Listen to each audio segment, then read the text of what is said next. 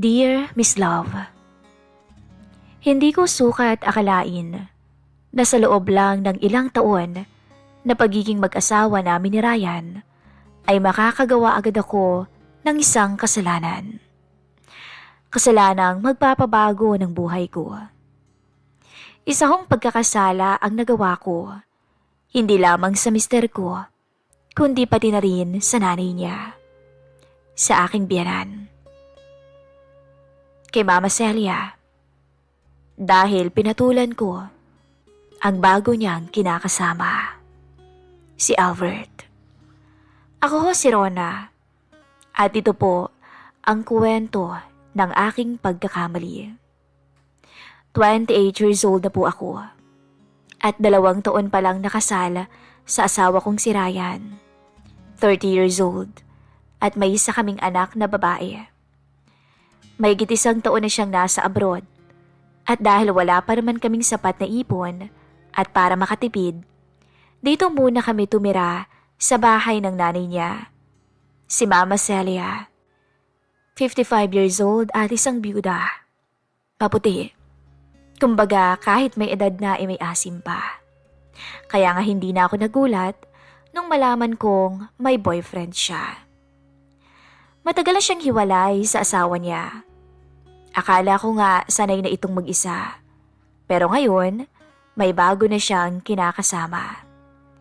Si Albert, ang boyfriend niyang mas bata sa kanya ng 9 na taon. Mabait naman si Albert. Laging nakangiti at maayos makitungo sa akin. May itsura din naman si Tito Albert. Malaki nga ang pangangatawan nito at moreno. Wala naman akong nararamdamang kakaiba sa kanya noong una. Hanggang sa dumating ang hindi ko inaasahang pangyayari. Isang gabi na hindi ko makakalimutan at siyang nagbigay sa akin ng dahilan upang makagawa ako ng isang pagkakasala. Isang gabi noon nung dumalaw sa bahay si Tito Albert. Sabay-sabay kaming kumain ng hapunan at pagkatapos ay nahiga agad ako. Hindi ko nga alam kung anong oras na ako nakatulog nung gabing yon. Pagod kasi ako sa pag-aalaga sa anak at sa mga gawaing bahay. Pero bandang 2:00 ng madaling araw, naalimpungatan ako. Hindi dahil sa iyak ng anak ko, kundi dahil sa mahinang ingay na galing sa kabilang kwarto. Una, akala ko nanunood lang sila ng TV. Pero mukhang hindi sa palabas ang naririnig ko, kundi sa kanila mismo. Napabangon ako ng hindi sinasadya. Nakikiramdam, pero mas lumakas ang kutob ko kung ano ang nagaganap. Pinikit ko ang mga mata ko noon, pero hindi ko ito maalis sa isipan ko. Parang ang hirap huminga. Hindi ko alam kung dahil naiilang ako o dahil may kung anong init na gumising sa pagkatao ko. Babae ako, Miss Love. At halos 1 taon na ring wala ang asawa kong si Ryan. Diyos ko, ano ba to? Bulong ko sa sarili ko noon. Hindi ko naman kasalanan na marinig sila.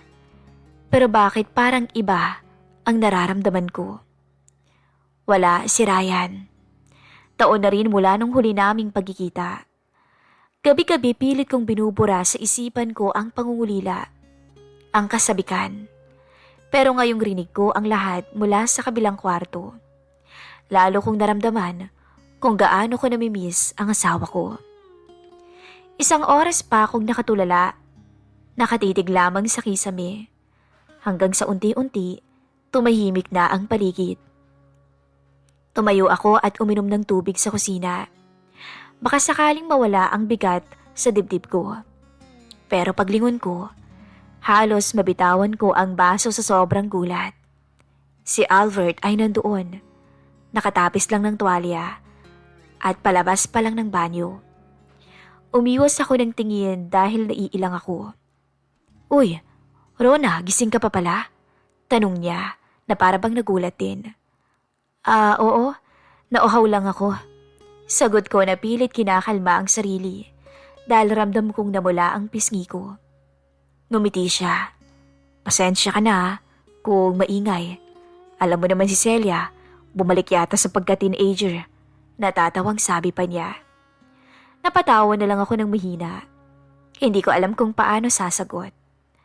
Bago siya pumasok sa kwarto nila, lumingon pa siya sa akin sandali at nagbiro. Baka mainggit ka niyan, Rona, ha? Anya.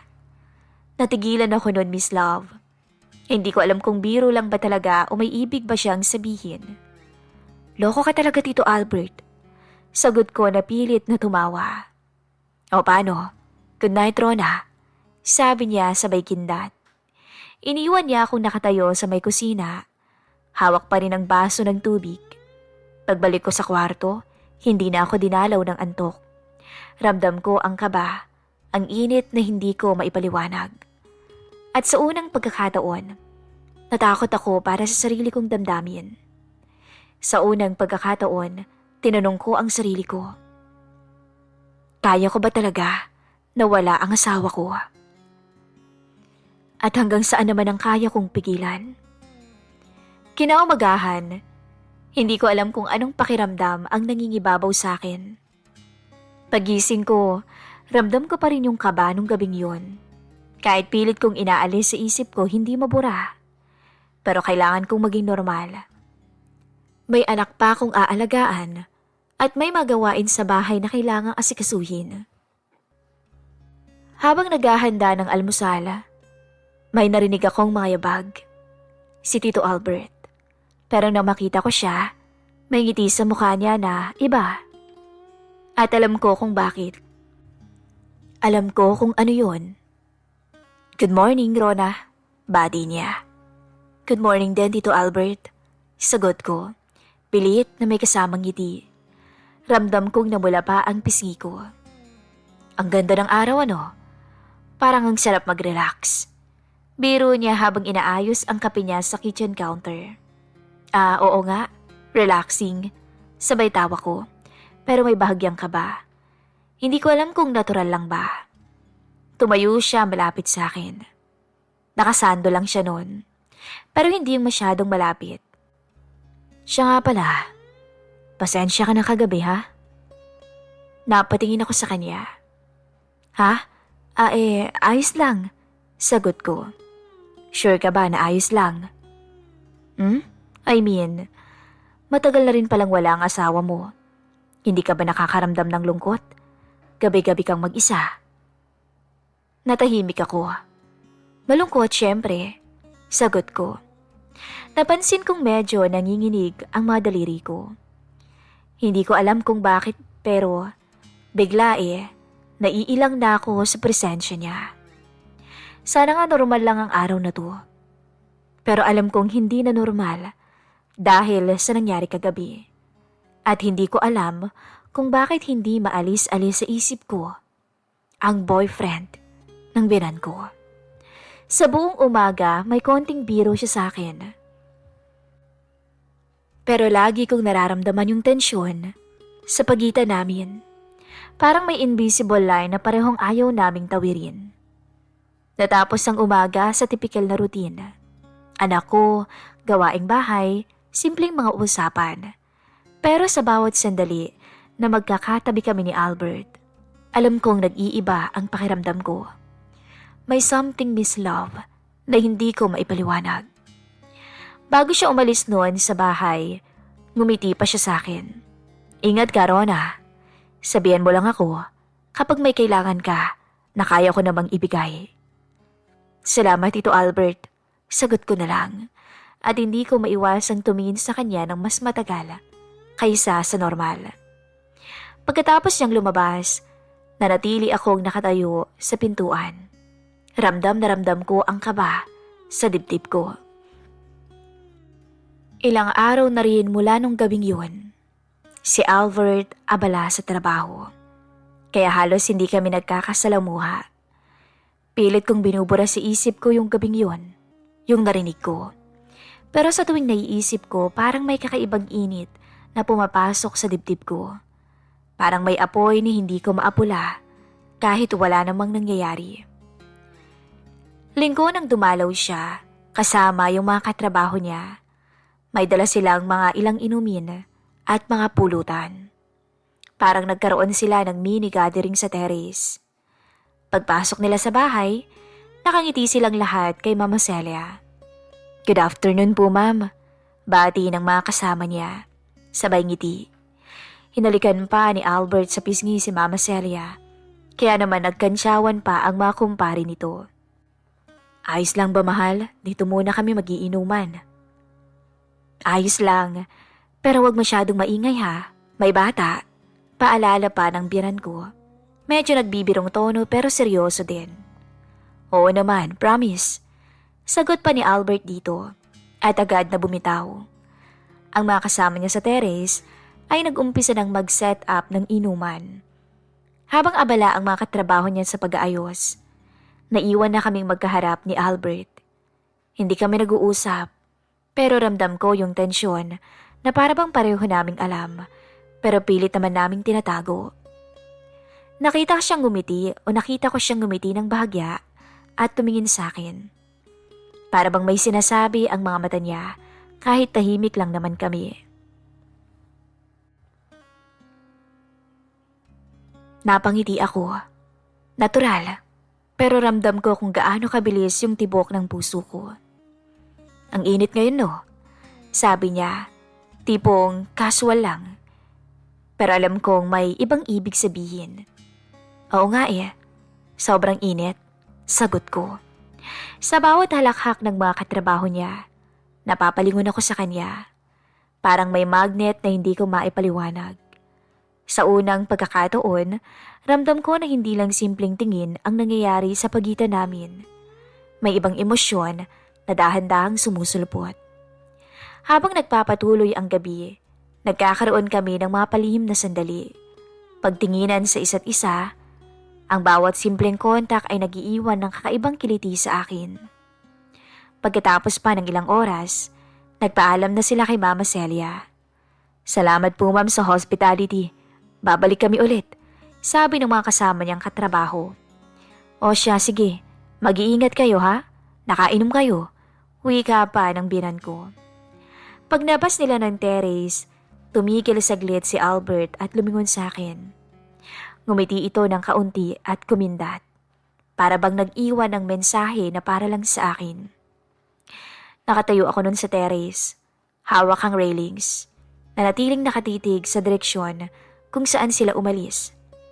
Ramdam ko ang kakaibang kaba at excitement kahit wala pa namang nagaganap sa amin. Bago ako tuluyang iwanan ng terrace, napaisip ako. Gaano kaya katagal kong itatago ang damdaming to? Ramdam ko rin na hindi lang ako ang nahihirapan. Sa bawat tingin ni Albert, sa bawat ngiti at kindat niya, alam ko, parehas kami ng nararamdaman. Habang bumabalik ako sa kwarto, ramdam ko yung bigat sa dibdib ko. At ang pakiramdam na hindi ko maipaliwanag. Pilit kong inaalis sa isip ang gabi, pero alam kong hindi ko matatapos to ng ganito lang. Ang tensyon na nagsimula sa terrace ay parang hangin. Hindi mo nakikita, pero ramdam mo sa balat mo. Nang umupo ako sa kama, tinitigan ko yung baso ng tubig na iniwan ko kanina. Ang bawat sandali, ang bawat lihim na pagtingin niya sa akin kanina ay nag-iiwan ng baka sa isip ko. Pilit kong sinasabi sa sarili ko na normal lang to, Rona. Si Albert ay kasintahan ng biyanan mo. Pamilya mo to, may asawa ka na. Pero kahit anong pilit kong baliwalain, alam ko, may bagong dimensyon ang relasyon namin. Isang lihim na parehong alam namin, hindi pa ganap, pero sapat na para gumalaw ang damdamin ko sa isang paraan na hindi ko inaasahan. Bago ko tuluyang ipikit ang aking mga mata, napangiti pa ako ng bahagya. Ilang araw na rin lumipas matapos ang inuman sa terrace. Wala namang nangyari. Dumadaan siya minsan pero uuwi rin ng gabi. Ngunit isang araw, nang magkasakit at nilagnat ang biyanan ko, saktong pumunta siya noon, kaya naman siya ang nag-asikaso sa kanya. Siya ang nag-alaga sa biyanan ko. Nagpainom ng gamot, nagpakain, at minsan ito na rin ang nagluluto ng lugaw para kay Mama Celia. Pero kinabukasan, pagdating ng gabi, doon na nangyari ang bagay na kinakabahala ko. O mas tamang sabihing hinihintay ko. Habang nasa kwarto noon si Mama Celia at habang tulog ang anak ko at habang busy naman ang asawa ko sa pagtatrabaho, doon may nangyari sa amin ni Tito Albert. Isang simpleng hapunan lang yun. Sabay kaming dalawang kumakain. Ngunit ramdam na ramdam ang kakaibang tensyon sa pagitan naming dalawa. "Kumusta ka?" Tanong niya sa gitna ng katahimikan. Ayos lang," sagot ko. "Kailan balik ng asawa mo?" Patuloy pa niya. "Matagal pa? Siguro 2 taon pa?" Sagot ko. "Matagal pa nga yun. Buti hindi ka nalulungkot, no?" "Nasanay na rin siguro ko." Sagot ko pa. "Alam mo, Rona, alam kong ilang araw na rin tayong nagkakailangan at alam kong ramdam mo ang nararamdaman ko. Kung kailangan mo ng tulong ko, kahit isang beses lang, pag hindi mo na kaya, sabihan mo lang ako." Anya. Hindi naman malalaman ni Celia at lalong hindi naman malalaman ng asawa mo. Sagot pa nito, para bang nagbibiro lang. "Ano ba naman yung sinasabi mo? Alam mong bawal at mali yan. Kahit na alam kong may tensyon sa pagitan natin, mali na makaramdam tayo ng ganito." Sagot ko sa kanya. Hindi naman natin sisirain ang relasyon natin sa kanila. Tutulungan lang kita na maibsan ang lungkot na nararamdaman mo. Dagdag pa niya. Tumayo ako at nilagay ang pinagkainan ko sa lababo. Sumunod siya sa akin. "Pasensya ka na kung ano-ano yung mga sinasabi ko sa iyo." Sabi pa niya habang nakangiti. "Ayos lang," sagot ko. Pero natigilan ako nung humawak siya sa bewang ko. "Hindi mo ba alam, nung una pa lang kitang nakita, gusto na kita. I mean, ang ganda mo, ang sexy, para kang hindi nanganak." "Tito Albert, Albert na lang. Huwag mo namang hintayin sumuko ako. Ayokong magkasala sa asawa ko at ayokong magkasala kay Mama Celia. Ilang beses ko bang sasabihin sa'yo na hindi naman nila malalaman, Rona? Alam ko, babae ka, nangangailangan ka, at alam ko, naiinggit ka kay Celia." Mula sa pagkakahawak sa bewang, unti-unti siyang lumapit at doon naganap ang bawal. Hinalikan ako ni Albert noon, Miss Love. At ang halik na iyon ay mas lumalim. Hindi ako nakapagsalita, hindi ako nakapag-react. Hindi ko siya pinigilan. Kasi alam ko sa sarili ko na gusto ko rin. At mula sa kusina, napunta kami sa sala.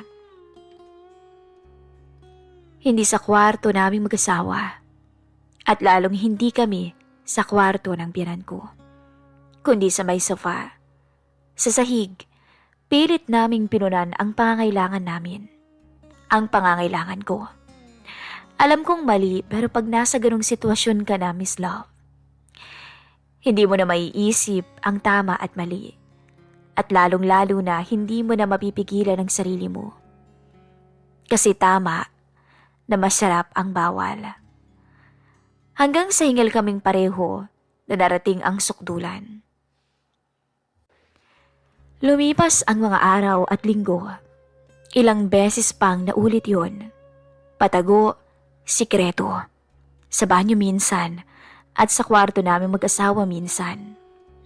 Ramdam ko yung bigat ng ginagawa namin ni Albert. Hindi lang basta kasalanan. Ito ay lihim na sumisira sa tiwala at katahimikan ng pamilya namin. Minsan nga naiisip ko, paano ba namin naulit yung ganito? Alam naman naming mali.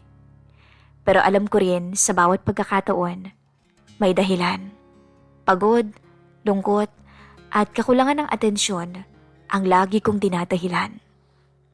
Ilang buwan na rin na may lihim kaming relasyon ni Albert. Sa simula, akala ko kaya kong kontrolin ang damdamin ko. Ngunit habang tumatagal, lalo itong lumalalim. Bawat sandali na magkasama kami ay puno ng tensyon at sabik. Alam kong mali, ngunit hindi ko mapigilan ang sarili ko. Ang bawat haplos at halik ay nagiiwan ng bakas sa puso't isip ko at naaadik ako doon. Ngunit dumating yung araw na kinakatakutan ko. Sabi nga, walang lihim na hindi nabubunyag. Nahuli kami ni Mama Celia sa kwarto. Akala kasi namin ay matagal siyang wala.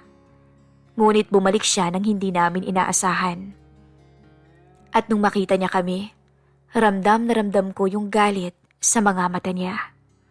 Hindi niya ako sinampal. Bagkus, si Albert ang sinaktan niya. Galit na galit siya noon.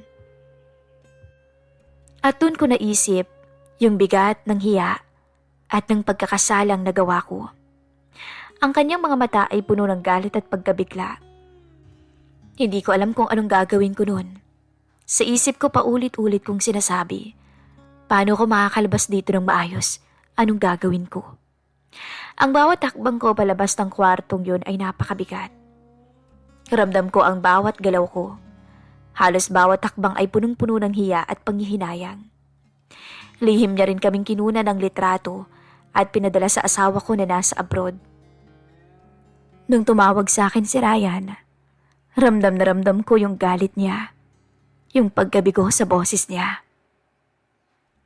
Hiyang-hiya ako noon, Miss Love. Hindi ho ako pinalayas ni Mama Celia. Pero si Albert hindi na muling bumalik pa. Ang problema ko lang, kahit nandito pa rin ako sa bahay ng biyanan ko, nawala na yung saya. Hindi niya na ako kinakausap. Hindi siya sumasabay kumain sa akin. Nilalaro niya ang apo niya, pero ako never na niyang kinausap. Basta ang huling sinabi niya sa akin ay, "Hindi ko alam, Rona, pero kahit nandito ka sa bahay ko, hindi na tayo babalik sa dati."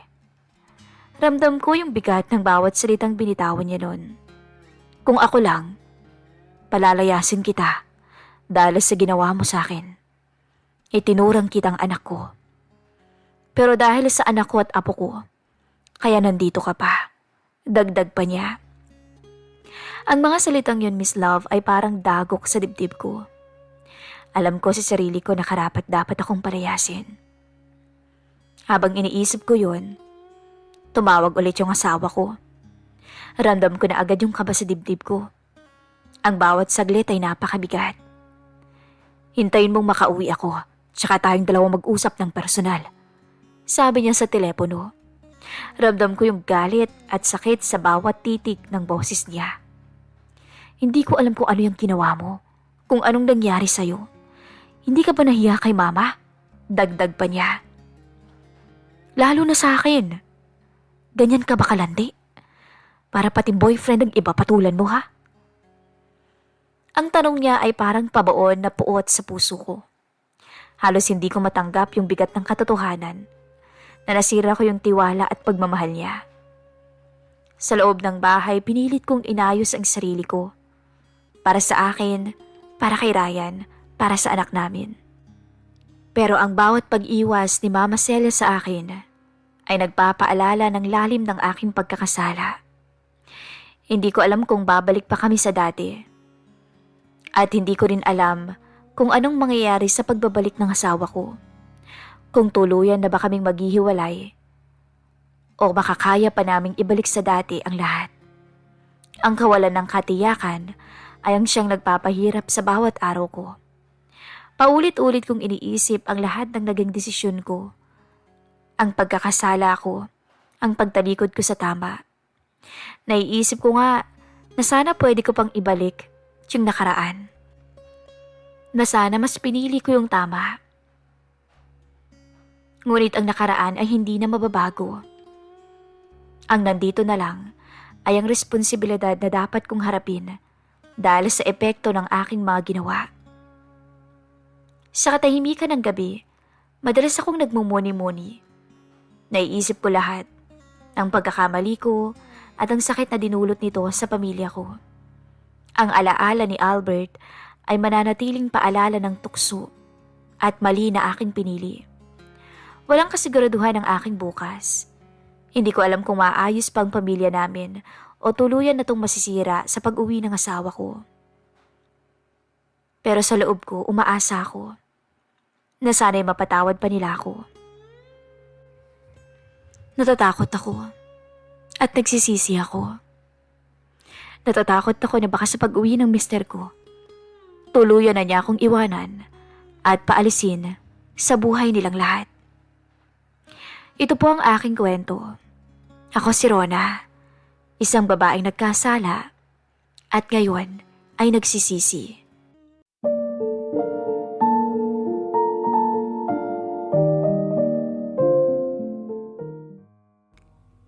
Magandang araw po sa inyong lahat.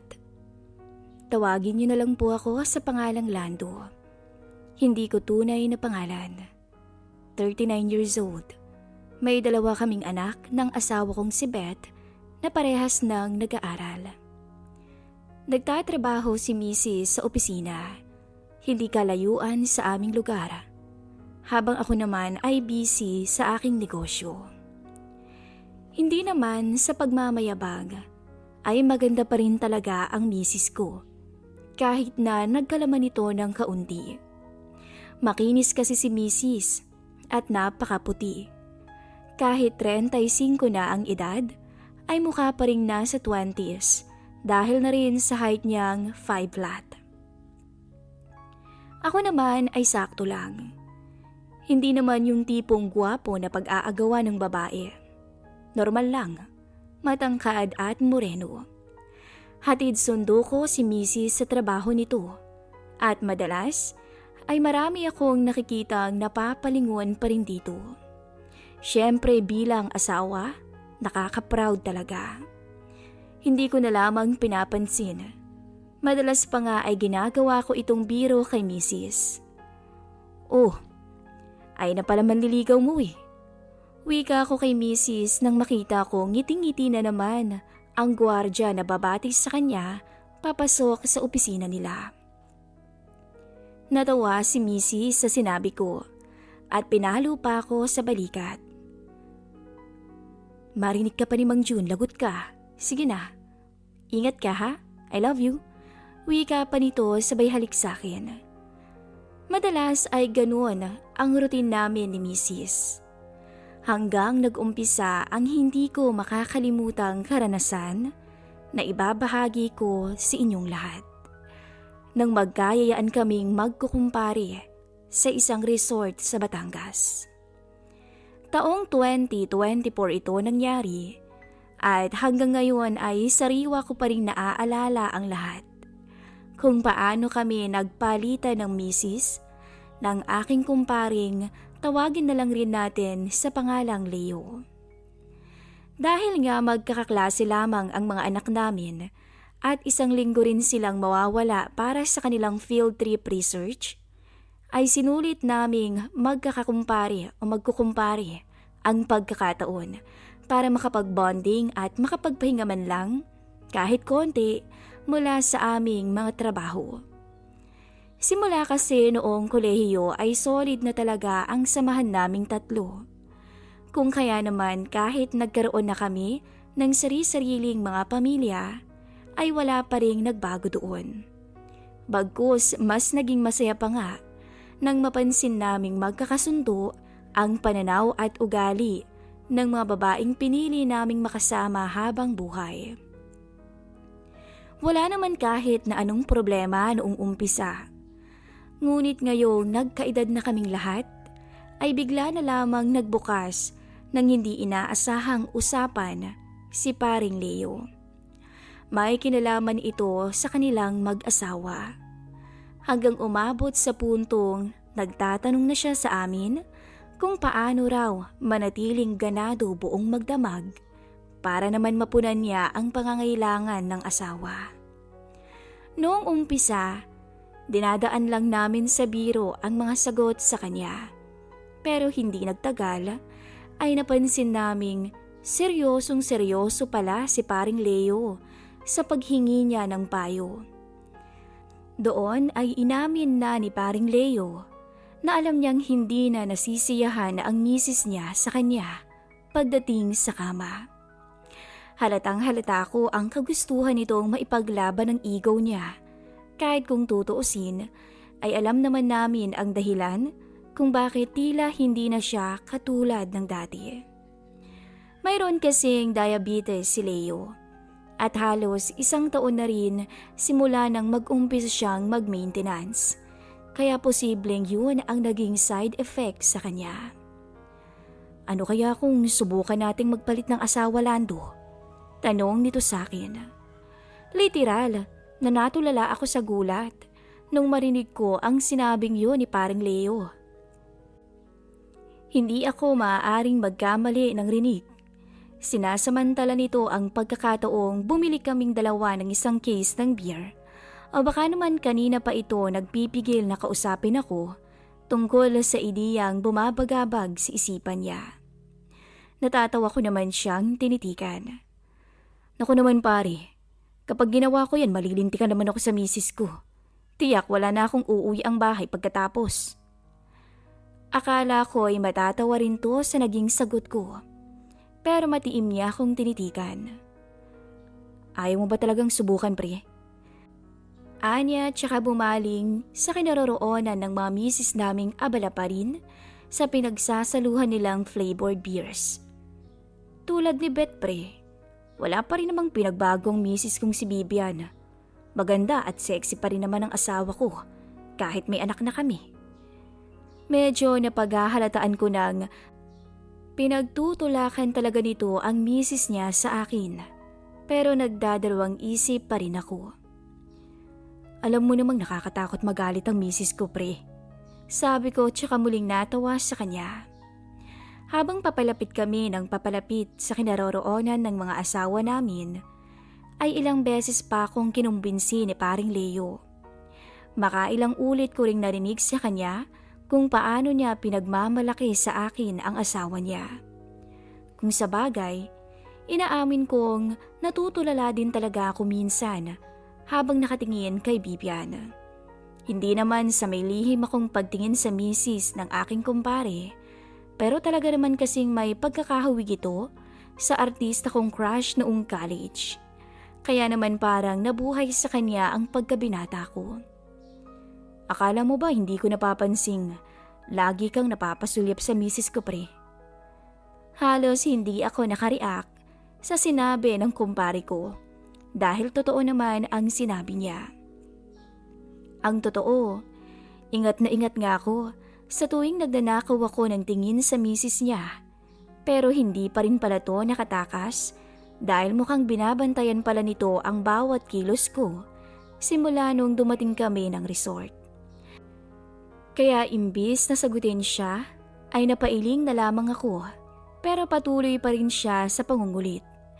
Hanggang hindi na ako nakatiis nang kusang huminto ang mga paa ko ilang hakbang ang layo mula sa cottage namin. Ano bang plano mo, Leo? May naiisip ka na ba? Tanong ko. Ngumiti naman siya agad, dahilan para mapailing ako. Mukhang alam na alam mong mahuhuli mo ang isda gamit ang paing hinanda mo ah. Sabi ko pa. Munti ko na siyang batukan dahil napakamot pa to sa kanyang batok.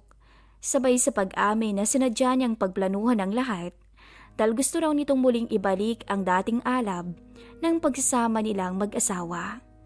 At sa aming tatlo, alam niyang ako lang daw ang bukod tanging mapagkakatiwalaan niya, lalo na pagdating sa kanyang misis. Mamaya pre, kapag lasing na ang mga misis natin, sasadyain nating magkapalit silang dalawa. Kunwari, aalalayan mo ang misis mo, pero ako talaga ang sasama sa kanya hanggang makarating kaming dalawa ng kwarto. Mabilis kong nakuha ang mga sinabi ni paring Leo, pero may isang bagay pa rin na bumabagabag ngayon sa isipan ko. Kung paano namin magagawa ang lahat ng yun nang hindi napapansin ng isa naming kaibigan at ng misis nito. Paano sila paring Eric? Alam mo namang magkakatabi lang ang kwarto nating tatlo, di ba? Inakbayan lamang ako ni Leo hanggang sa naaninag ko ang ngiting hindi ko maintindihan sa umpisa. Huwag kang mag-alala paring Lanto. Magdamag din sila sa tabing dagat mamaya. Alam mo naman yan si paring Eric eh. Napatango na lamang ako. Wala akong masabi dahil mukhang umaayon sa kalokohan niya ang panahon. Kinakabahan man sa magiging takbo ng napag-usapan, ngunit alam kong wala nang atrasan dahil pumayag na ako sa kahilingan ni Leo. Panay tuloy ang titigan naming dalawa habang hinahayaang magsaya ang mga misis namin. Habang lumalalim ang gabi, pansin kong lalong sinusunog ng alak ang katawan ko. Kaya naman nang magkaroon ng truth or dare, ay hindi ko naiwasang huwag idamay ang misis ko. Nandyan ka na naman sa kakulitan mo, Lando. Saway ng misis ko nang halikan ko siya sa harapan nilang lahat. Malakas namang nagtawanan ang mga kaibigan ko, tsaka inasar pa kaming bumalik na ng kwarto dahil nag-uumpisa na raw akong magkalat. Sa kabilang banda, nanatili namang magkatabi sina Leo at Bibian. Nakahilig sa balikat nito ang misis na halatang lasing na rin dahil maliban sa pamumungay ng mga mata ay nagbablush na rin ang mga pisngi nito. Mas lalo tuloy siyang nagmukhang mistisa sa paningin ko. Magkamukha talaga sila ni Max Colin kahit sang anggulo tingnan. Nagpatuloy pa ang kasiyahan hanggang sa wakas ay napansin ko na rin ang malaking pagbabago sa pananalita at kilos ng misis ko. Hudyat na pwede nang mag-umpisa ang napagkasunduan. Ilang minuto na rin mula nang magpaalam ang mag-asawang Eric at Rose na maglalakad-lakad muna sila sa tabing dagat para daw mahimasmasan sila sa dami ng nainom nilang dalawa. Tara na sa kwarto, Mi. Sabi ko sa misis ko nang mapansing wala na ito sa tamang huwisyo. Tumango naman siya sa akin, kung kaya't mabilis ko itong inalalayan sa magkabilang balikat, sabay lingon sa kinaroroonan ng kumpari ko. Agad namang kumilos si Leo para yayain ang miss nitong tumayo naman agad sa kinauupuan. Hirap nang maglakad ang misis ko, habang si Bibia naman ay naglalakad pa rin kahit nakadumog at pasigzag-zigzag na ang direksyon.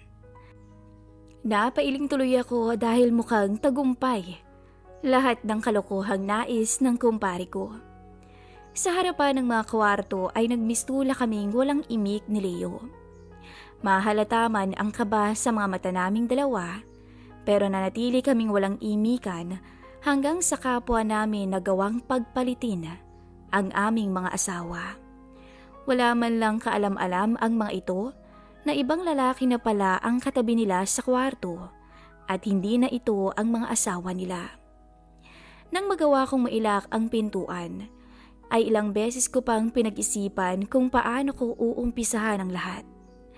Sabihin man kasing si Bibian ang nakasandal ngayon sa balikat ko habang magkatabi kaming nakaupo sa kama, ay hindi pa rin maalis sa isipan ko ang posibleng mangyari rin sa kabilang kwarto.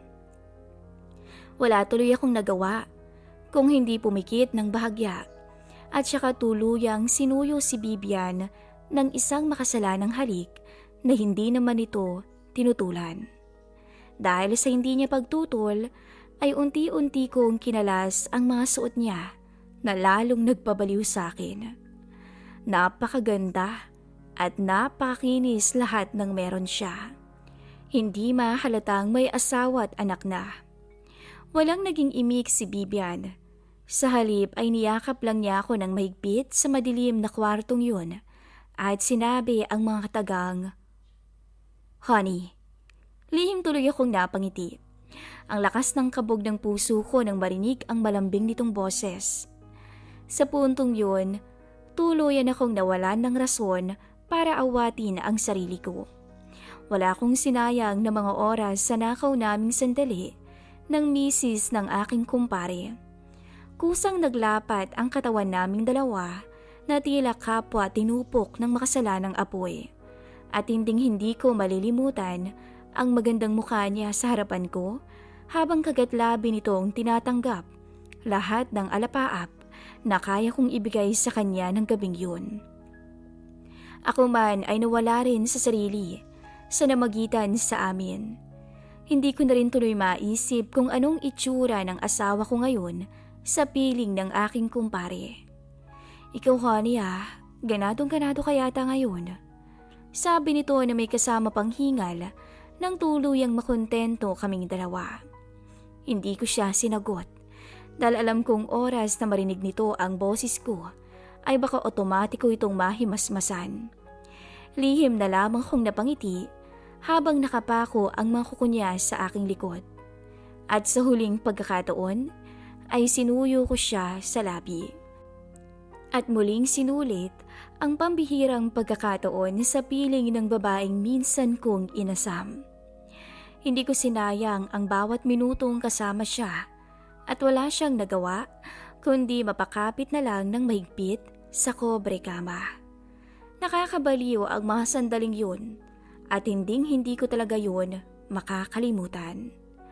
Sa huli, tuluyan nang nakatulog si Bibian sa sobrang kalasingan at pagod. Kaya maingat na akong naglakad papunta sa kwarto naming magkasawa upang huwag itong magising. Akala ko may maaabutan pa ako, pero naabutan kong nakaayos na ang kumpare ko habang nakaupo sa may sofa, habang si Mrs. naman ay mahimbing na rin ang tulog. "Kumusta?" Pabulong na tanong ni Leo na agad ko namang sinagot ng isang thumbs up. "Salamat, pre. At least alam kong sumaya ang misis ko ngayong gabi." Sabi niya sabay ngiti. Wala tuloy akong nagawa kung hindi ang mapangiti na rin sa aking kinatatayuan habang nakatingin sa aking asawa. Kumusta naman kayo ni misis kanina, pare?" Inaasahan kong ngingiti ito bilang tugon. Ngunit nagulat ako sa naging sagot niya sa akin. "Ayos naman. Tawa ng tawa ang misis mo habang paulit-ulit akong hinahampas sa balikat. Tapos bigla siyang naduwal at nakatulog na lang pagkatapos." Imbis na maawa sa kaibigan ko, ay natawa na lamang ako habang tinatapos nito ang kwento. Buong akala ko pa naman habang nagpapakasasa kami ng misis niya, ay ganun din sila ng misis ko. Pero laking konsumisyon pala ang natanggap niya mula rito. Buong akala ko nga'y madidisappoint si Leo. Ngunit maging ito ay natawa na rin bago muling nagpasalamat sa akin. Yun lang daw naman ang gusto niya, ang maging masaya ulit sa kama ang asawa niya. Ayos lang daw sa kanyang tulugan siya ng misis ko, kung kapalit naman nun ay kasiyahan ng misis niya na hindi na niya maibigay-bigay sa ngayon. Hanggang dito na lamang po ang aking maiksing istorya at salamat po sa mga nakinig.